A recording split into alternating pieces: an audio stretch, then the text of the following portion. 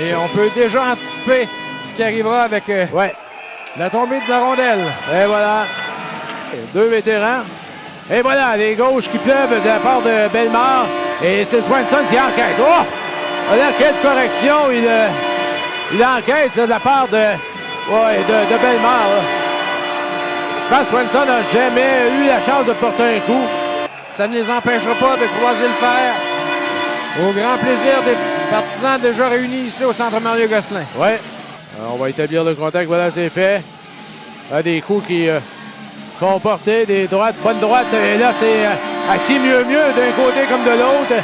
La Ferrière et Baudouin, finalement. Baudouin chute. Richer par la rampe, tente le dégagement, c'est neutralisé par Rattel qui s'amène dans l'enclave. Le tir de Tremblay et c'est l'arrêt, un premier ce soir pour son ancien coéquipier à l'intention de Wattier pour Clavet. En se retournant, le tir de Damour, le retour qui est concédé et le relais pour Boutet. Un tir qui est habilement dévié par Rattel et finalement c'est Marcoux qui réussit à conserver le disque. Retourne en direction de Lecourt. Et pour Poudrier, de plus belle, on attaque le territoire des bâtisseurs. Poudrier en se retournant, voit son tir bloqué. Le retour appartient à Lecourt et c'est le but. Un premier, sans parler de Lecourt. Ben, il avait été blanchi dans ses 5 derniers matchs, Mario.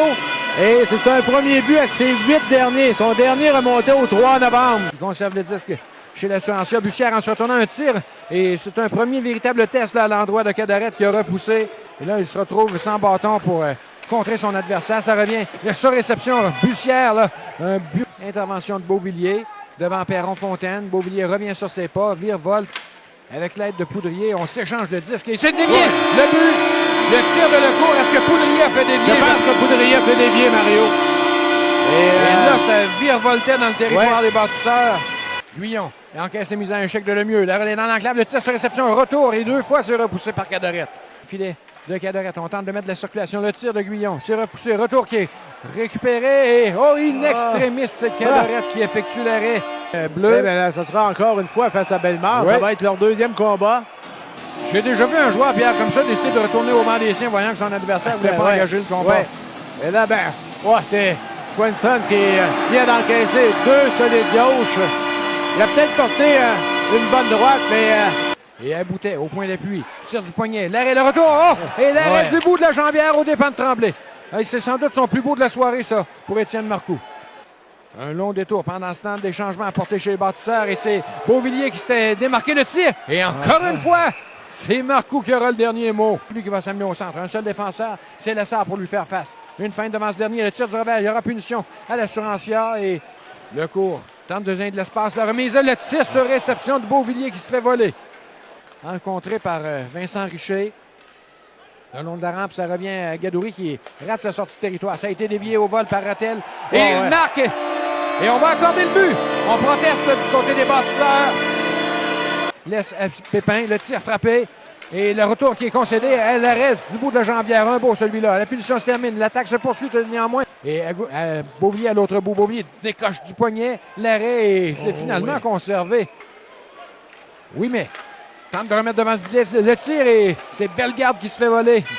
Laisse pour Poudrier. Derrière Alessard. Attention au repli de la garde. Le tir et l'arrêt encore une fois de la mitaine d'Étienne Marcoux. Danny Pépin. Pas de vin. Retourne le disque dans l'autre coin. Il n'y a toujours pas de gardien devant le filet. Le tir de la break et c'est le but. Un quatrième pour l'Assurantia et ça va mettre un terme au débat. Oui. Dans un filet désert.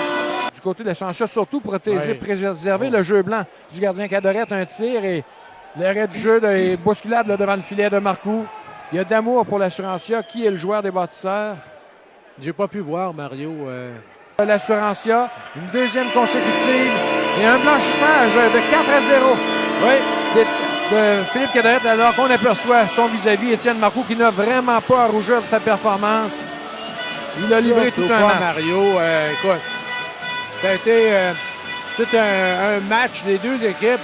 Et pour Philippe Cadarette, et pour la défensive, Mario, de l'Assurantia, on sait qu'on a donné beaucoup de...